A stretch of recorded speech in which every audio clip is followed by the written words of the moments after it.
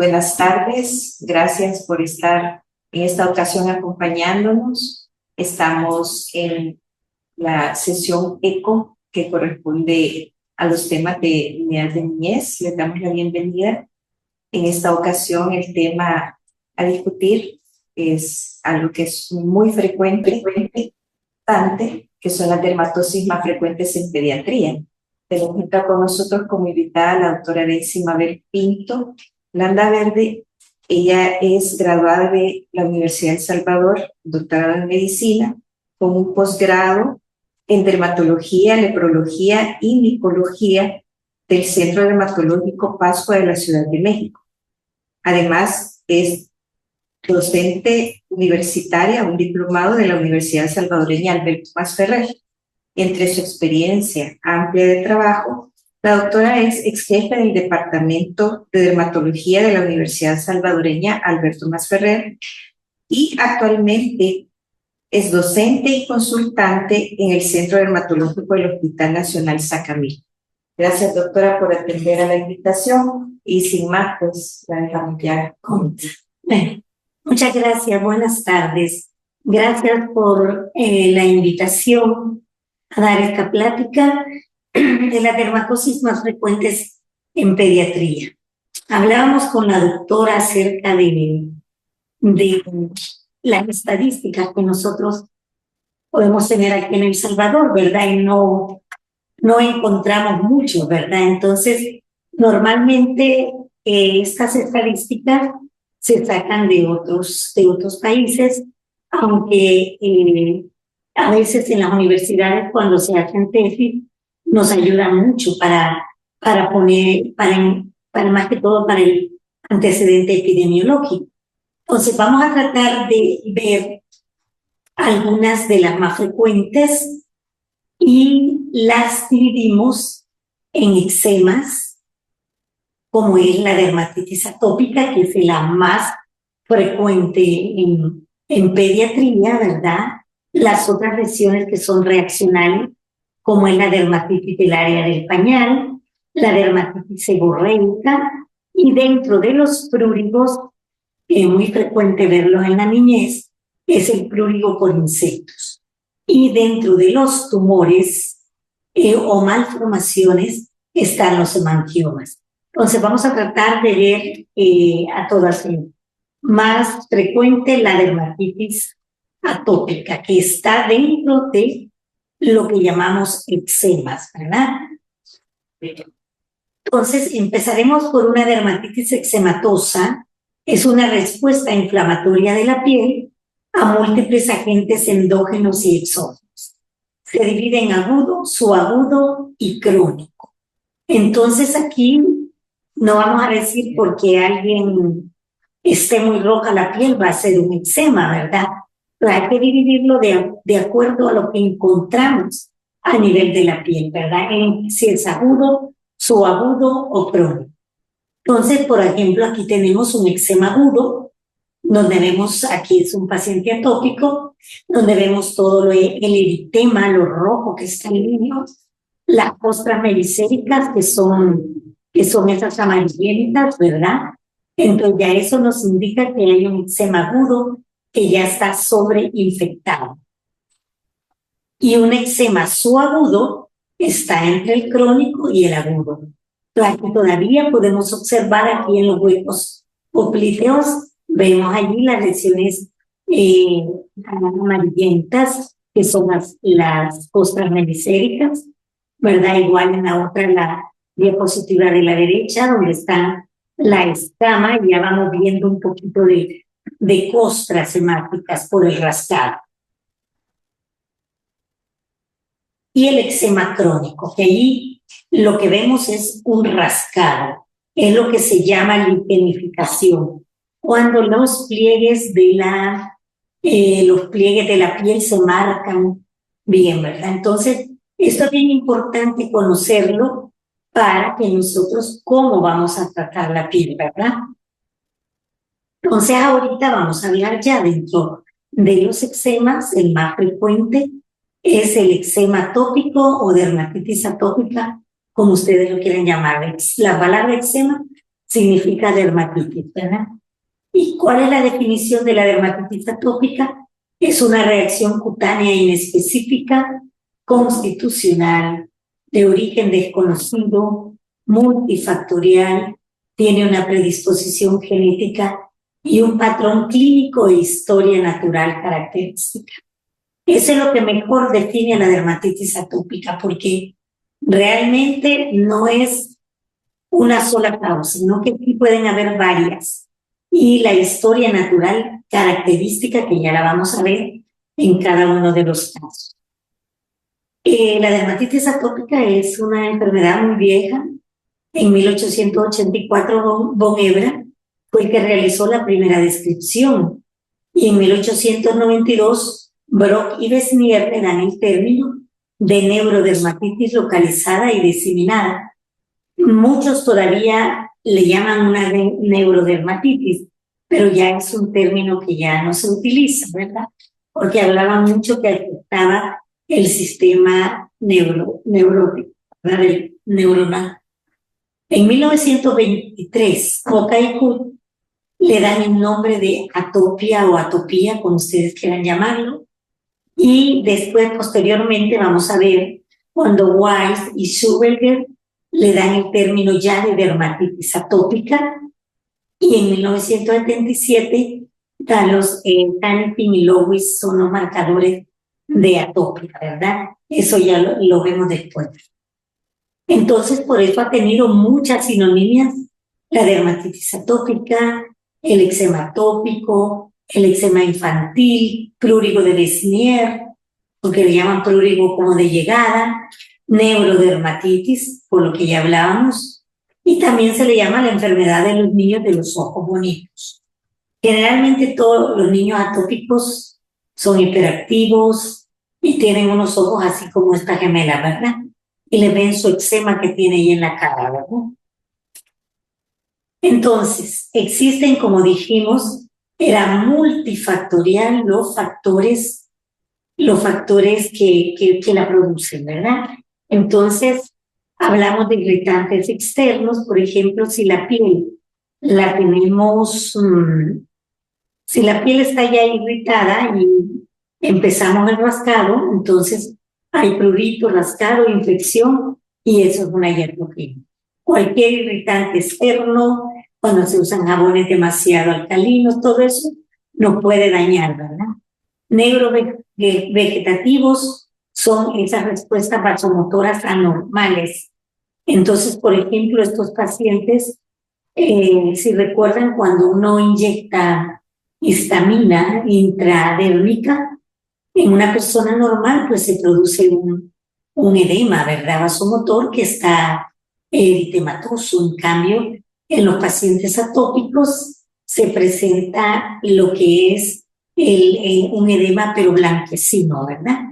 Igual el doble pliegue de Denny Morgan, que también lo da.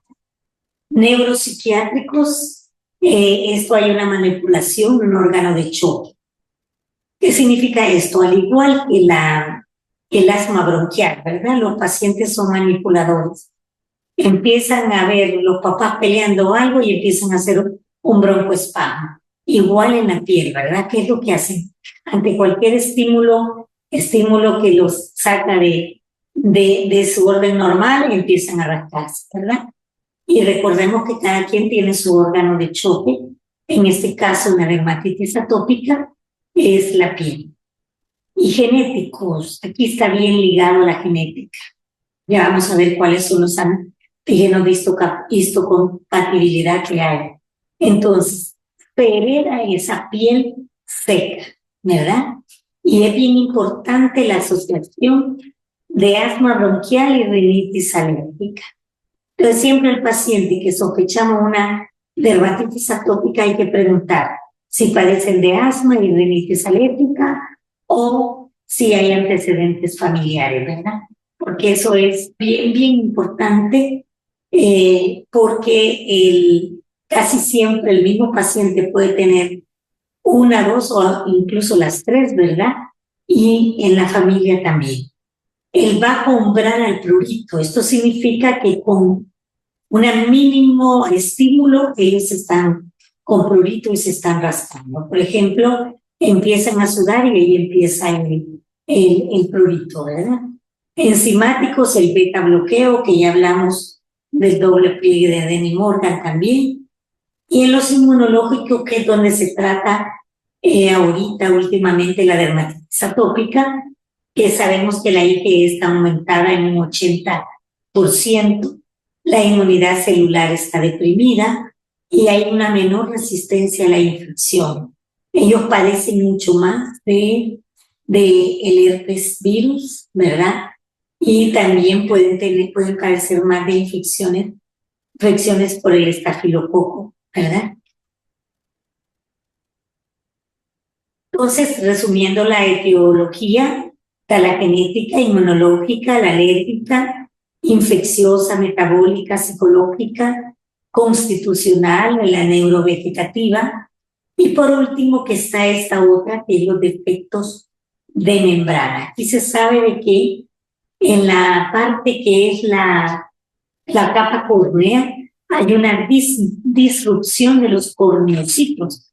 ¿Qué quiere decir? Los corneocitos son las células de la capa córnea, entonces esas están como separadas y ahí es donde producen esa resequedad, ¿verdad? Hoy se habla mucho de esto, por eso a veces hay cremas humectantes que llevan ceramida y todo para ayudar a estos defectos de membrana. Entonces aquí está la susceptibilidad genética.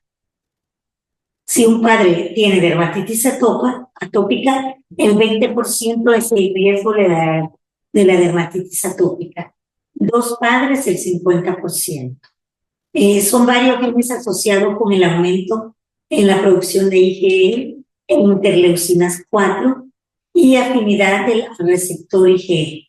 Hay una susceptibilidad genética para tener una disrupción de los corneodesmosomas, que era lo que hablábamos en el estrato córneo, ¿verdad? Entonces, el cuadro clínico, ¿cómo se presenta la dermatitis atópica? Se presenta en 3 fases. Puede aparecer de lactante, o sea que entre más temprana edad aparezca, es peor para el paciente, ¿verdad? Porque se retira hasta la adolescencia. Entonces, va a tener mucho más brote, ¿verdad? Que si le aparece ya en la fase adulta.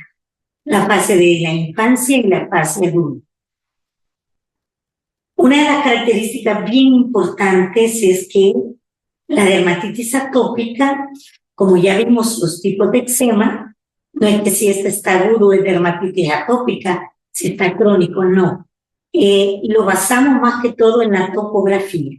Entonces vemos en los niños, en los lactantes, la topografía más frecuente es en la mejilla. Y una de las cosas importantes para hacer diagnóstico diferencial es la dermatitis seborreica. ¿Por qué? Porque si ustedes se fijan en esta diapositiva, el niño tiene respetado el centro facial, que ese lo tendría que tener tomado si padece de dermatitis seborreica. Pero ese es un diagnóstico diferencial. ¿Cuál es la topografía más frecuente? Sería mejillas y las partes extensoras, ¿verdad? De las extremidades. Pero ahí decimos nosotros que esta es una dermatitis atópica. No importa qué tipo de eczema tenga, si sea agudo, subagudo o crónico. Eso va a depender de cómo llegue el paciente, ¿verdad?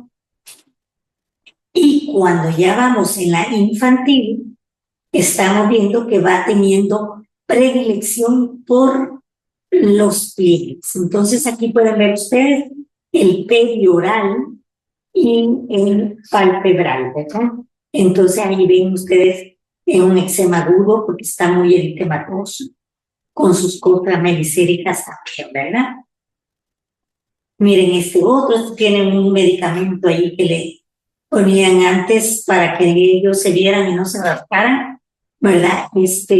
Tienen los párpados alrededor de la boca, en el cuello también, ¿verdad? Entonces tiene más predilección por lo que es los pliegues. Ya en el adulto, ya hay más predilección por los pliegues, pero está más acentuada solo en los pliegues, ¿verdad? Es como una fase de transición entre la fase del lumen, la infantil y la del adulto. Aquí podemos ver donde ven la diferencia, ya no son así lesiones tan severas, ¿verdad? Pero ahí, por ejemplo, se ve claramente en los párpados donde se veía el engrosamiento de la piel, ¿verdad? Podemos tener ahí, miren, los huecos cubitales, ¿verdad? En el abdomen, que a veces estos pacientes son más alérgicos al níquel y esto, cuando tienen hebilla los cinchos les da mayor problema. Pueden ver ahí alrededor del ombligo, los pliegues cubitales, en el cuello. Y aquí miren donde está bien marcado a nivel de los huecos cubitales. Hay que buscar todo lo que es los pliegues, ¿verdad? Y algunos pueden llegar, adultos, con una eritrodermia, que puede ser en todo, ¿verdad? Cuando alguien llega en una eritrodermia, cuando uno dice eritrodermia, solo está diciendo que toda la piel está roja. Pero hay que investigar de qué va. Y vienen los antecedentes de preguntar si es recurrente, si se le quita, vuelve a salir, ¿verdad? Porque puede ser cualquier otra cosa, pero allí nos ayuda mucho la historia clínica. Este paciente tenía todo esto por haberse puesto mucho esteroide, ¿verdad? Los esteroides también al final causan daño cuando uno no los usa en forma adecuada. Y pueden ver este señor que tenía todo el cuerpo con eritema, con sus pápulas, sus costras hemáticas que son de puro rastrado, ¿verdad? Y hay cosas que son, ¿cómo se llama?, que se salen de la topografía más frecuente. Por ejemplo, esta paciente que tenía solamente ahí, pareciera como que hubiera sido una dermatitis por contacto, que se ha sentado en alguna cosa, pero era una dermatitis atópica, cuando ya investigando los antecedentes de asma, rinitis alérgica, que lo presentaba desde pequeño, entonces ya se llega uno al diagnóstico, ¿verdad? Aquí pueden ver las lesiones más de cerca, donde son lesiones de mucho rastrado y con infección, ¿verdad? Otra de las lesiones que también frecuentemente consultan es por las manos, ¿verdad? Las manos, hay niños, y esto lo frecuenta más que el adulto, ¿verdad? Que hay una dermatitis atópica solamente localizada a manos, ¿verdad? Entonces ahí, como siempre, la historia clínica nos ayuda, ¿verdad? Saber qué es lo que hace el paciente, o que le dicen, mire, desde niña le pasa esto, entonces ahí hacemos el diagnóstico. Y vemos las lesiones también a nivel de los dedos. Miren, acá en esta parte, son gente que a veces con tanto eczema que tienen, llegan a perder las huellas también, ¿verdad? Entonces también hay otra forma de presentación, que esa no la puse acá, pero se la voy a nombrar. Es, por ejemplo, a nivel del cuello posterior. Gente que solo padece el eczema, y a ese se le llama líquen simple de Vidal. O también pueden tener en los labios, y a ese se le llama pelitis atópica, ¿verdad? Entonces, dentro de los criterios de diagnóstico que hablábamos de Haneke y Lewis, están los hechos básicos que deben de tener 3 o más para poderlo clasificar como una dermatitis atópica. El primero es el prurito. Si alguien llega con una piel y no le pica, eso no va a ser dermatitis atópica, porque el síntoma predominante es el prurito, ¿verdad? La morfología y distribución típica que ya la explicamos, ¿verdad? La del adulto, la del adolescente, la del infantil y la del neonatal. En la liquenificación o linealidad de flexuras en adultos, afectación facial y en zonas de extensión en lactantes y niños, ¿verdad? Porque muchas veces se confunde, hay niños que le llegan con las chapitas y el médico que hace darle clotrimazole, ¿verdad? Porque piensa que son, porque le pica y no va, es una dermatitis atópica. Y esto es bien importante, la dermatitis crónica o crónicamente recurrente. Y eso solo lo sabe uno si uno interroga bien al paciente, ¿verdad? Recuerden que la clínica siempre es bien importante, ¿verdad? De la historia personal o familiar de atopia, como es asma bronquial, rinitis alérgica y dermatitis atópica. Estrés debe de tener 3 o más para poderlo clasificar. Y los hechos menores, que también tienen que tener 3, es la querosis. ¿Qué quiere decir querosis? Es la piel extremadamente reseca, ¿verdad? Ictiosis.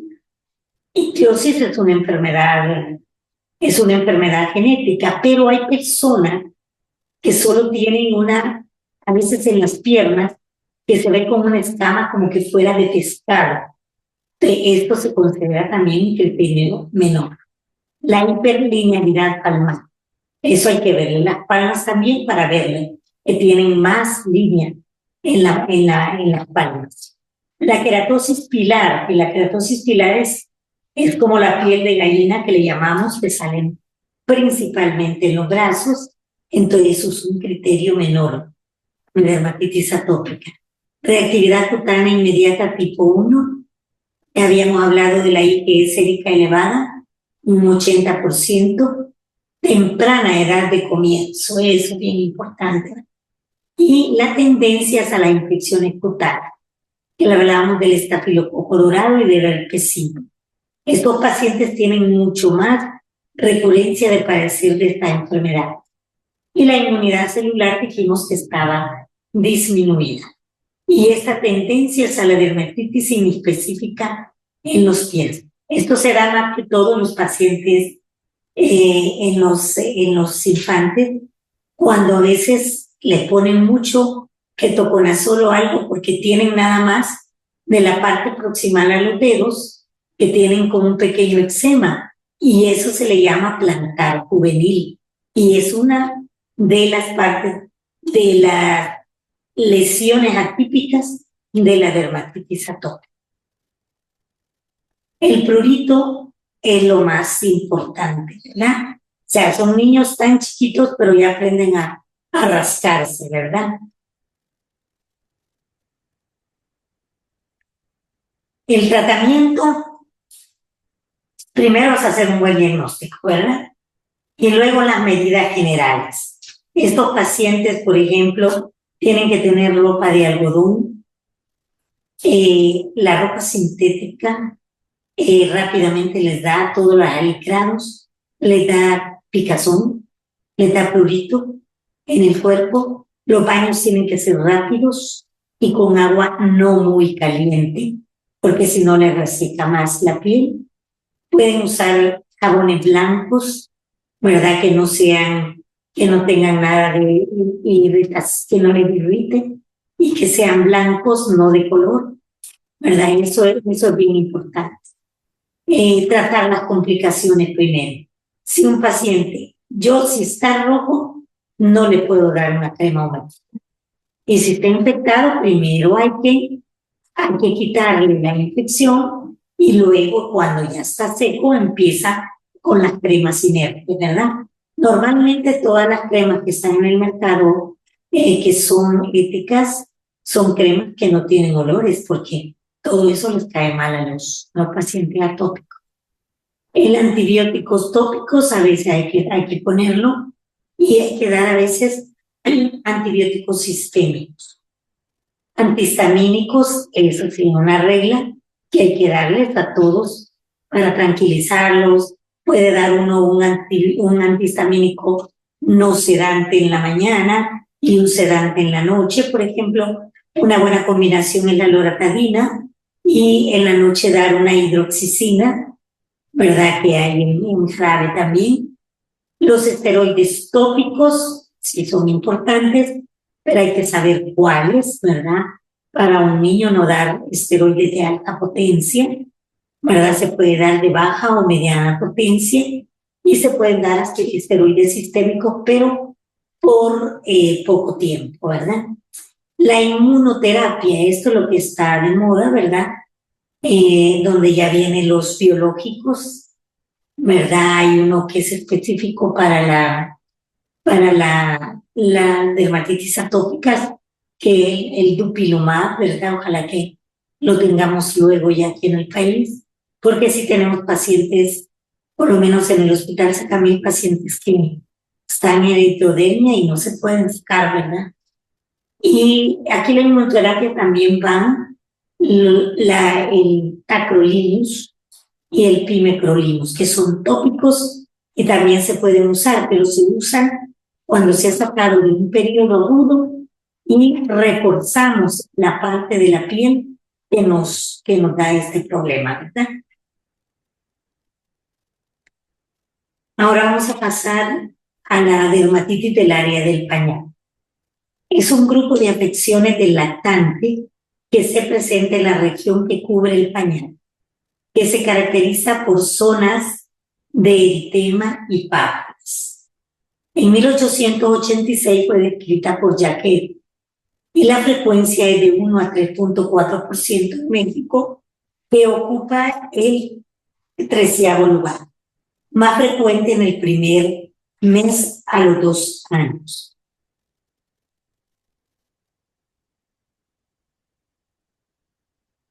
Y esa es el esquema etiopatogénico que trata de explicar la dermatitis atópica. Recordemos que hay una predisposición genética también a padecerlo, porque hay niños que pasan con el pañal ya 24 horas y no les da nada, pero existe esa predisposición genética. Entonces, por ejemplo, ¿qué es lo que tenemos acá? ¿Qué es lo que más nos los irrita? Lo irrita la orina, las heces y los jabones o detergentes también, que eso van a producirnos una irritación y a darnos una dermatitis del área del pañal. En la orina especialmente es el amoníaco acá. Y entonces recordemos de estas ventanas alcalinas que se forma una alcalinización, ¿no? Tenemos que acidificar esa orina para que evite que nos dé la candida albicans, que son uno de los gérmenes, ¿verdad? Y entre los jabones y detergentes también hay que lavar quizás con algo con jabón nada más para que eso no quedan residuos. De los medicamentos son los que nos pueden producir diarrea si nos llegan a sensibilizar también, como la amoxicilina, ¿verdad? Y todo eso llega a darnos una dermatitis del pañal, como hablábamos esto de la predisposición genética. Entonces, la topografía, ya la vemos que en la zona cubierta del pañal puede llegar hasta hipogastria, pubis, genitales externos, regiones glúteas y tercio superior de músculos. La morfología, podemos tener eritema, pápulas, maceración, escama, y aquí acuérdense que las dos cosas que más frecuente nos llegan acá es el hongo y la infección por estafilococo aureus, que son bacterias y hongo, ¿verdad? Y de las más frecuentes es la Candida albicans. En las variedades clínicas hay varias. Hay una dermatitis, la elemental, ¿verdad? Es la forma elemental de la zona del pañal. Es una dermatitis contacto tipo irritativa, la urea, el amoníaco que ya hablamos. Y son en las zonas convexas. Pero miren, este niño le llega justo hasta todo lo que son los muslos, ¿verdad? Ese eritema. Ya ahora podemos hablar una de la dermatitis sifiloide posterosiva de semestre Jacquet, y aquí hay pápulas o nódulos erosionados. Pueden ver allí algunas pústulas, ¿verdad? Y es una forma grave de la dermatitis. La candidosis de la zona del pañal es una complicación secundaria y un eritema rojo brillante, un borde elevado con escama blanca y vesículo pustular en la periferia. Esas lesiones satélites son las que nos dicen que ya hay, si ustedes pueden ver esas áreas como blanquecina, son las que nos dicen ya que hay una candidosis ya en esa, no es no es una dermatitis del área del pañal ya de la elemental, ¿verdad? Ya hay una cándida. Entonces, ¿cuál es el tratamiento? Son los cuidados generales instrucciones a la mano. Limpiar con agua, crema o aceite vegetal. No usar las toallas esas húmedas que llevan muchos olores, ¿verdad? No usar jabones en la limpieza, evitar humedad y calor.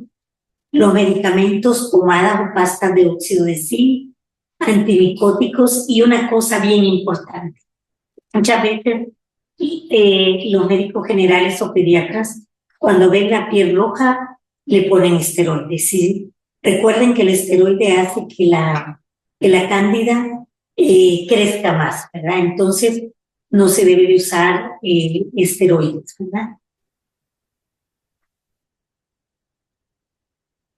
Voy a decirles algo, por ejemplo, en esto. Podemos, de la dermatitis del área del pañal. Una cosa sencilla es, por ejemplo, dentro del tratamiento, es hacer lienzos de vinagre, ¿verdad? En 1 litro de agua, 4 tazas, se le pone 2 cucharadas de vinagre, en un vinagre, porque queremos acidificar ya esa agua. Entonces, se le pone sus lienzos en la mañana y en la noche. Luego, esa es la forma como yo los trato. Una pomada o pasta con óxido de zinc, que son secantes, ahí pueden usar una pasta de la sal, la infadera, hay varias en el mercado. Pero ustedes ponen esa pasta y luego ponen el antimicótico. Y yo le agrego un antibiótico, porque generalmente están infectados también por el estafilococo. Entonces ponemos primero la pasta con óxido, primero el lienzo, ¿verdad? Luego la pasta con óxido de zinc, luego podemos poner el antimicótico tópico y luego el esteroide. Eso se hace mañana y noche, y la pasta de óxido de zinc colocarla en cada cambio del pañal. Tratar la manera, por ejemplo, si el niño en las horas que duerme, dejarlo sin pañal, ¿verdad? Solo usarlo en la noche y levantarse a cambiarlo para que no haya mucha orina. La otra de las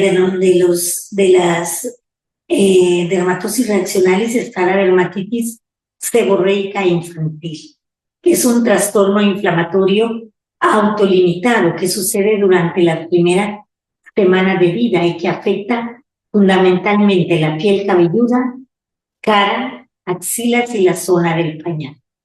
Y a veces se puede confundir con una dermatitis del área del pañal. Los sinónimos es una falsa piña amantiácea, porque se ve como que fuera un hongo, ¿verdad? Una costra de leche. Se desconoce la causa de ese trastorno, constituye una entidad diferente del eczema seborreico del adulto. No quiere decir que el niño que padezca seborrea en la lactancia va a padecerlo en de adulto. Hay una teoría de la hiperreactividad de la glándula sebácea en estos niños. Algunos lo consideran una variante de dermatitis atópica, otros lo consideran que puede ser nutricional, es una falta de biotina y existencia del Pityrosporum ovales y el estafilococo aureus, pero realmente no conocemos exactamente la causa. Entonces, la clínica, la topografía es piel cabelluda, y pueden ver como que fuera un gorro de cuna, se le llama, ¿verdad? En cara, pueden ver la diferencia de la dermatitis atópica, donde está en el área centrofacial. Escama gruesa, se puede presentar escama gruesa, costras amarillentas, esa es la costra láctea. Puede llegar hasta arriba. ¿Por qué? Porque la seborrea puede dar en pecho y espalda también, así como lo vemos, es muy diferente y tiene a nivel de los genitales, ¿verdad? Que podríamos decir un diagnóstico diferencial de la dermatitis del área del pañal. Las complicaciones de infección secundaria, ya sea por bacterias o cándida. Existe un síndrome de Leiner que puede dar eritrodermia, retraso del crecimiento y diarrea, ¿verdad? Y da la dermatitis seborreica. Y se considera que es un déficit de biotina en la leche materna. y puede haber este es un síndrome, que puede haber una anomalía funcional del complemento 5 y esto trae una inmunodeficiencia. El tratamiento es tranquilizar a los papás porque este es un padecimiento que se cura y realmente no vuelve a dar como la dermatitis atópica. El tratamiento es tratar la costra láctica. Ahí lo puede tratar uno con el ácido salicílico al 2%, que es un queratolítico. Puede formar esa es una fórmula en aceite de almendras dulces, que eso lo que va a hacer es desprender esa costra láctea. Los esteroides tópicos de leve y mediana potencia y los fármacos pirosporicidas. Aquí es donde podemos utilizar, por ejemplo, un champú con pitirionato de zinc, con ketoconazol en estos niños. Y estos niños salen muy rápido, ¿verdad? Con esto no es algo que les va a repetir como la dermatitis atópica. Dentro de los prurigos, el más frecuente es el prurigo por insectos. La definición es la manifestación de hipersensibilidad de la piel causada por la agresión de ectoparásitos, mosquitos, pulpas, chinches, piojos, todo lo que ustedes quieran ver de insectos. Entonces, la palabra prurigo significa picazón, pápulas, ¿verdad? Prurito. Y cuando hablamos del prurigo por insecto, cuando dice una manifestación de hipersensibilidad, y a veces el paciente, la mamá del paciente no le cree a uno que eso es un prurigo por insecto. ¿Cómo cree que toda ser una picadura? Y no, se le explica que es una hipersensibilidad. ¿Qué quiere decir? Lo picaron en las piernas y eso le dio una reacción sobre el cuerpo. Los sinónimos se llaman urticaria papular, prurigo simple, escrófulo, prurigo de llegada también. La etiopatogenia es una respuesta inflamatoria alérgica. Aquí tienen mucho que ver los eosinófilos, ¿verdad?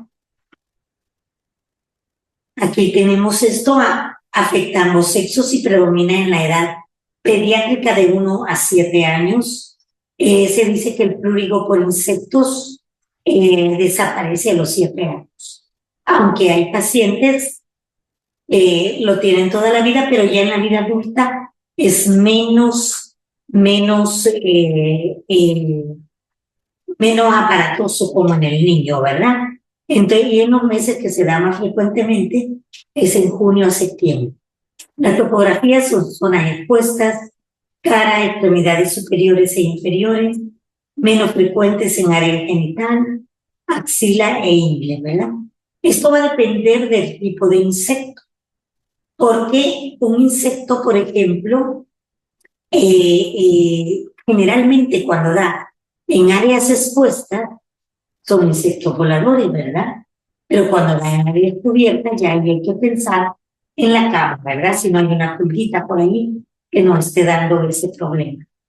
La morfología son pápulas, pueden haber vesículas, eritema, ronchas y costras hemáticas, como pueden ver en el niño allá arriba, ¿verdad? Donde se ve todo esa lleno de pápulas. Estas niñas lo tienen más en la cara y en las extremidades. Aquí podemos ver ahí ese niño que lo tenía a nivel cubierto, los otros también, el otro en las áreas expuestas como son las piernas. ¿Qué tratamiento vamos a darle? Bueno, explicar a los padres que el mejor tratamiento para el prurigo por insecto es que no le pique, ¿verdad? Porque a veces es tener una buena higiene en la casa, ¿verdad? Una buena limpieza y saber de que si al niño no lo tocan, pues está bien, ¿verdad? Eso no va a tener esa reacción. Entonces no son todos los medicamentos que se le dan, son la prevención. Por ejemplo, fumigar la casa, evitar llevarlos a la grama, ¿sabes? Llevarlos muy cubiertos o con repelente cuando va a la playa, porque sabemos que allí hay más insectos y él va a venir más picado, ¿verdad? Entonces todo eso es bien importante para explicar a los padres. Y ya cuando lo vamos a medicar podemos tener los antihistamínicos, como es la clorfeniramina, la hidroxicina, loratadina, cetiricina, los esteroides tópicos de leve a mediana potencia, nunca usar de alta potencia. Tiamina, la B1 de 300 miligramos día. Aquí no los acostumbramos a darlo, eso en México sí se les da un medicamento que se llama Deflor, un cuarto de tableta, pero acuérdense que la tiamina también pone bien eléctrico a los muchachos, ¿verdad? A los niños. Y hay que, pero sí se puede formular. Se puede hacer una fórmula con tiamina, ¿verdad? Esa fórmula es, por ejemplo, se pone un tarro de crema fría y se le puede disolver 0.5 gramos de tiamina, ¿verdad? Y eso ya sirve como un repelente. ¿Y por qué sirve la tiamina como un repelente? Porque se excreta por el sudor. Entonces eso produce un olor que no le gusta. Bueno, y ahora vamos a ver un poco de malformaciones, que son el último tema que vamos a ver, que son los hemangiomas. Entonces, los hemangiomas, esto agrupa diversas lesiones constituidas por vasos sanguíneos de la dermis o hipodermis. Algunos de ellos no son verdaderamente neoplasias, sino que los consideran como malformaciones. Y una cosa que hay que entenderlo y con esta plática quiero que también, para tranquilizar a los papás, ¿verdad? Que son tumores cutáneos benignos más frecuentes en la infancia. Entonces tenemos varias clasificaciones que son maduros o malformación, lo consideran, y los inmaduros o neoplasias. Está el capilar superficial, el que expresa el subcutáneo y el mixto. Y en los otros tenemos la división de capilares y cavernoso o arteriovenoso. En los capilares, yo creo que esto ya lo han visto ustedes, que es la mancha salmón, esa mancha rojiza, ya vamos a ver en uno de los ejemplos, y mancha en vino de Oporto también, ¿verdad? Entonces, de la mancha salmón, son recién nacidos de 40 a 70%, es en la región frontal, parte medial, párpados y en cuello posterior. Esa es la topografía más frecuente. Y la morfología es una mancha color rosa salmón, que puede ser una lesión transitoria a veces llega hasta la vida adulta, ¿verdad? Pero generalmente va desapareciendo. Y la mancha en vino de Porto, que se le llama el nevoflámeo, es una incidencia de 0.5% de recién nacidos. La topografía es en frente, párpado, y la mejilla es unilateral. Es una mancha rojo vivo, vinoso o violáceo de superficie lisa. Y aquí hay que tener, pues, hay que mandarlo a otros especialistas, porque muchas veces se asocia con el síndrome de Stucker-Weber. Es una rama oftálmica del trigémino, donde hay angiomas oculares y meningeo, ¿verdad?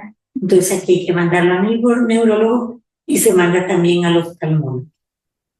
Los más frecuentes que nosotros vemos y se ve en la consulta pediátrica son los hemangiomas inmaduros, que son capilares, son hemangiomas de capilares superficiales. Algunos ya no le llaman esto, pero se llamaban hemangioma en fresa. ¿Cuál es la característica importante? Es que aparece en los primeros días o semanas de vida. No se nace con él, ¿verdad? Entonces la mamá dice, tengo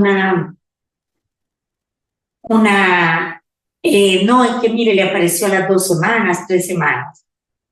Son tumores salientes de color rojo oscuro, superficie lisa o abayonada. Esto es bien importante, decirles a la mamá que crecen hasta los 6 meses, de 1 a 5 centímetros, e involucionan de 5 a 7 años. Entonces aquí podemos ver ¿Qué se hace con estos hemangiomas en fresa? Si está en un lugar donde no está afectando ningún área vital, por ejemplo, que no esté cerca del oído, de la boca, que le va a impedir comer, de la nariz, de la fosa nasal, o sea, de alguna área vital, entonces no se tratan, por ejemplo, esto. Pero si uno quiere, al paciente le dice, no, póngale algo, podemos ponerle así en el caso de este, un poquito de triancinolona intralesional, que le pone cada 2 meses y allí va desapareciendo más rápido. Pero empiezan a involucionar, crecen hasta los 6 meses. Y un signo de involución puede ser que sangre o va quedando un área blanquecina, ¿verdad? Entonces, pero si está en un área vital, hay que tratarlo. Una de las cosas con las que se tratan es con el propanolol. Los niños se mandan donde el cardiólogo y todo, ¿verdad? Porque eso detiene la angiogénesis. Entonces eso va a depender, hay varios tratamientos y a veces uno lo deja solo involucionar. Y como ustedes ven, no queda ni gran cicatriz, o a veces si ha sido grande queda un tejido redundante, que ya cuando el niño crece de 10, 15 años puede hacerse una cirugía plástica, ¿verdad? Bueno, muchas gracias. Si tienen preguntas, con gusto se las responderé.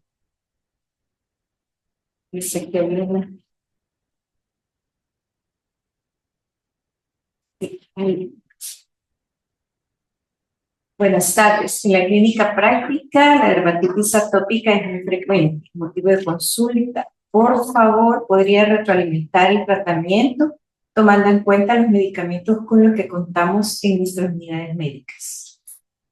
Bueno, en primer lugar tendríamos que ver cómo está la piel, ¿verdad? Cómo está la piel, si la piel está, si es eczema agudo o agudo o crónico.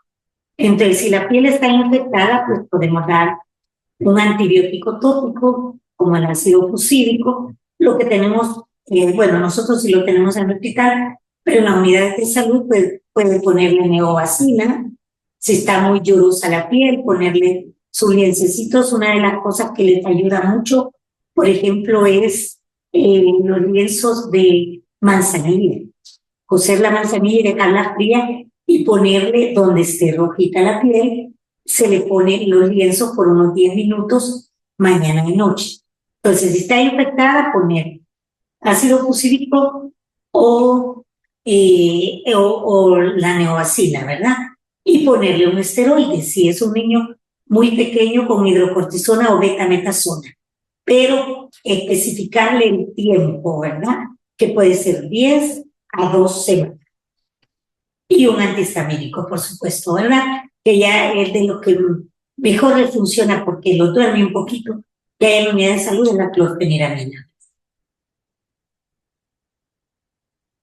Bueno, gracias. No sé si, bueno, solo tenemos esa pregunta. Si no hay más, tenemos un poquito de tiempo para este tema tan interesante. ¿Alguna otra consulta? Tal vez así. No escuché muy bien debido a que tengo mala conexión. Veo que la conferencia se grabó. ¿Dónde puedo verla nuevamente? Sí, estas se publican en el sitio El Salvador. En YouTube pueden darse, ¿verdad? Ecoincense El Salvador. Y ahí pues están disponibles todas las conferencias de estos temas y los demás. Bueno, agradecer. Muchas gracias por su conocimiento, la forma práctica en que han compartido, doctora.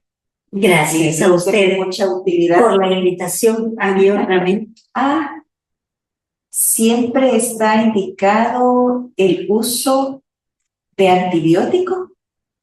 No, el uso de antibiótico en la dermatitis atópica solamente si la piel está infectada. Y generalmente se usa antibiótico tópico, ¿verdad?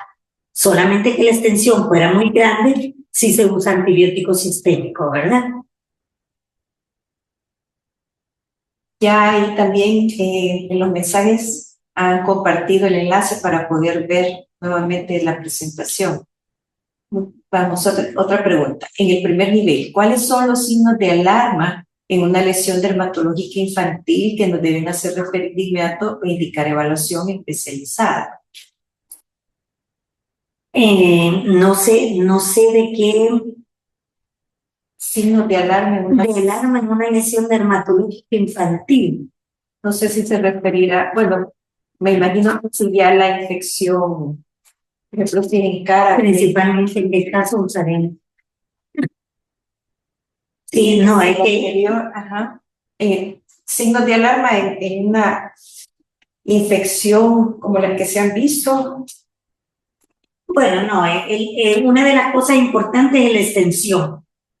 O sea, si es muy extenso, si llega a una dermatitis atópica en erythrodermia, entonces sí hay que mandarlo al dermatólogo, ¿verdad?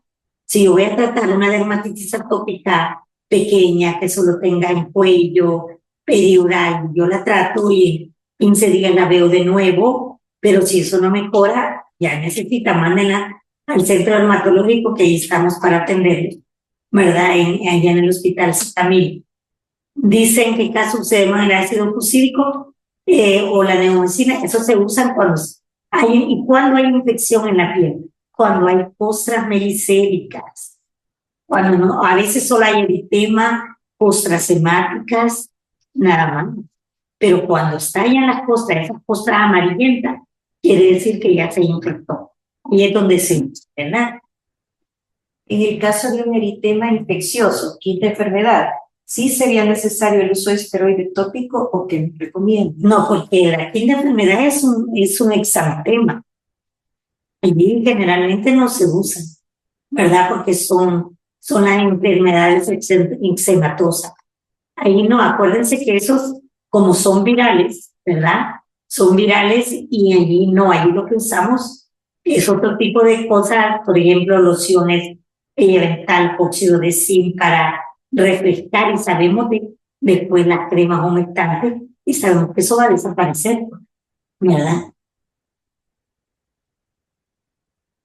Bueno, creo que ya no. Sí. Muchísimas gracias por la atención, por las preguntas, por nuevamente a los doctores por su tiempo, por este tema tan interesante. Esperamos que sea de utilidad en la práctica diaria de todos los que pues atendemos población infantil. Así que pasen muy buenas tardes. Buenas tardes. Nos vemos en la próxima.